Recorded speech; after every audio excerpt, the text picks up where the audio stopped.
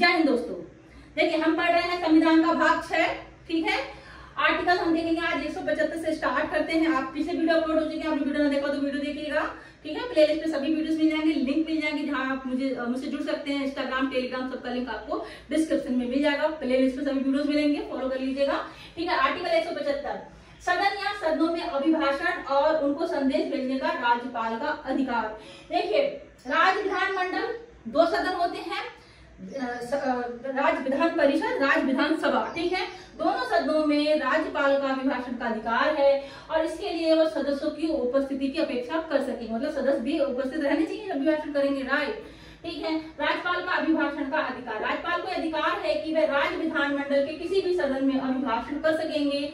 इसके लिए उनको सदस्यों की उपस्थिति की अपेक्षा करेंगे। ठीक है, एग्जाम्पल पढ़ेंगे, बहुत अच्छे समझ में आएगा। ठीक है, राज्यपाल राज्य के विधानमंडल में उस समय लंबित किसी विधेयक के संबंध में संदेश या अन्य संदेश उस राज्य के विधानमंडल के सदन या सदनों में भेज सकेगा और बस उस पर शीघ्रता से विचार करेगा। मतलब देखिए, इसका मतलब क्या है, कोई ऐसा विधेयक है जो लंबित है, ठीक है, तो राज्यपाल क्या करेंगे, वो उस सदन में भेज सकते हैं उसको विचार करने के लिए, और जिस सदन में भेजेंगे उस पर उस सदन को शीघ्रता से विचार करना होगा। इस आर्टिकल में दिया है। आर्टिकल दोबारा से पढ़ते हैं, अच्छा समझ में आएगा।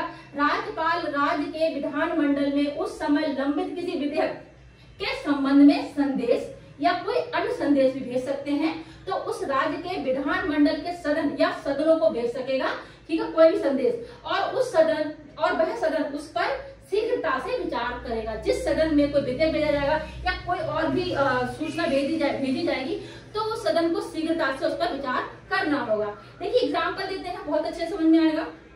मान लीजिए किसी राज्य में जल संकट गंभीर हो गया है। ठीक है, माना किसी राज्य में कोई जल संकट है जो कि बहुत गंभीर रूप ले चुका है। ठीक है, तो राज्यपाल को लगता है कि यह मुद्दा महत्वपूर्ण है और विधानमंडल को इस पर जानकारी दी जानी चाहिए। ठीक है, तो वो क्या करेंगे, ये हमने एग्जाम्पल लिया है ताकि ये आर्टिकल आपको समझ में अच्छे से आ जाए। ठीक है, तो राज्यपाल क्या करेंगे, स्वयं विधानसभा को संबोधित कर सकते हैं। ठीक है, और जल संकट की जानकारी दे सकते हैं। ठीक है, या फिर किसी मंत्री जैसे जल संसाधन मंत्री को निर्देश दे सकते हैं कि वह विधानसभा में इस मुद्दे पर पूरी जानकारी दे। अब आया समझ में, किसी भी विषय को राज्यपाल संबोधित कर भेज सकते हैं, विधानसभा विधान परिषद में किसी विषय को सूचना भेज सकते हैं। ठीक है, अब समझ आई थिंक आर्टिकल आपको बहुत अच्छे समझ में आया होगा। ठीक है, नेक्स्ट आर्टिकल देखते हैं। ठीक है, आर्टिकल 175 मत भूलेगा। देखिए सेम आर्टिकल ये राज्य के लिए है, 175 राज्यपाल का अभिभाषण है। ठीक है, सेम आर्टिकल आपका आर्टिकल 86 आता है राज्य उसके लिए, केंद्र के लिए प्रेसिडेंट को सेम राइट मिले हुए हैं। ठीक है, किसी विषय को संसद में वो अभिभाषण कर सकेंगे, किसी भी विधेयक लंबित विषय को भेज सकते हैं, किसी सूचना को सदन में रख सकते हैं। तो सेम आर्टिकल 86 आता है प्रेसिडेंट के लिए। ठीक है, राष्ट्रपति जी के लिए आता है, मत भूलेगा।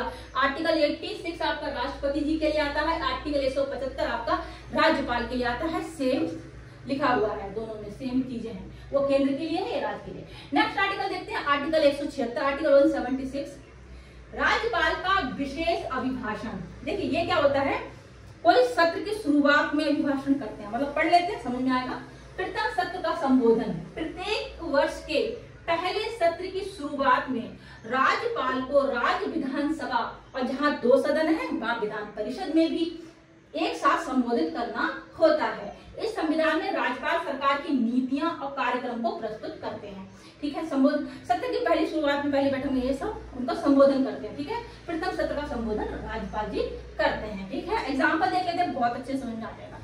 देखिए एग्जाम्पल है, माना उत्तर प्रदेश विधानसभा का एक नया सत्र शुरू हो रहा है। ठीक है, और यह पहला सत्र है, वर्ष का पहला सत्र है। तो उत्तर प्रदेश के राज्यपाल क्या करेंगे, सदन में विधानसभा में आते हैं, विधायकों को संबोधित करते हैं, अपने भाषण में भी क्या बताते हैं। देखिए अपने भाषण बताते हैं पिछले वर्ष राज्य सरकार ने क्या काम किए, जैसे सड़क निर्माण, शिक्षा सुधार, स्वास्थ्य सेवाएं।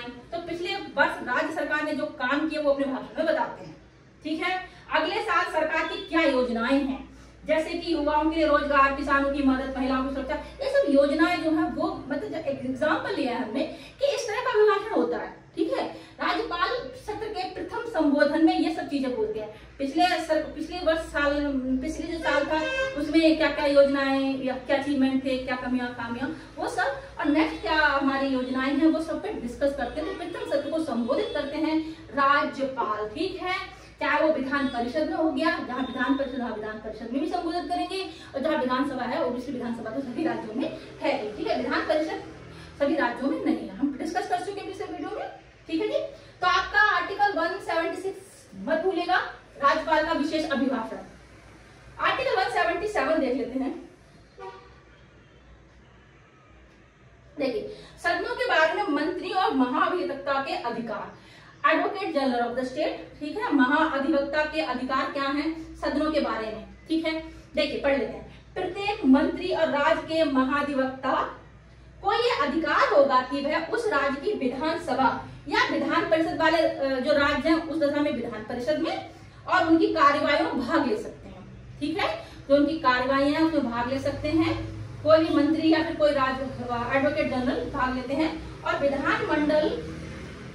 विधानमंडल की किसी समिति में जिसमें उसका नाम सदस्य के रूप में दिया गया, देखिए विधानमंडल की कोई समिति है जिसमें किसी मंत्री का नाम दिया गया है, एडवोकेट जनरल का नाम दिया गया, तो उसमें उनको भाग लेना होगा। कोई भी मंत्री का अगर नाम दिया गया है तो उस समिति में दिया गया तो वहां वो भाग लेंगे, कार्रवाई में भाग लेंगे, लेकिन वोट नहीं देंगे, इतना ध्यान रखिएगा। लेकिन मतदान का राइट उनको नहीं होता। एडवोकेट जनरल को कार्रवाई में भाग लेने का अधिकार है, लेकिन वोट डालने का मतलब वोटिंग का अधिकार नहीं है।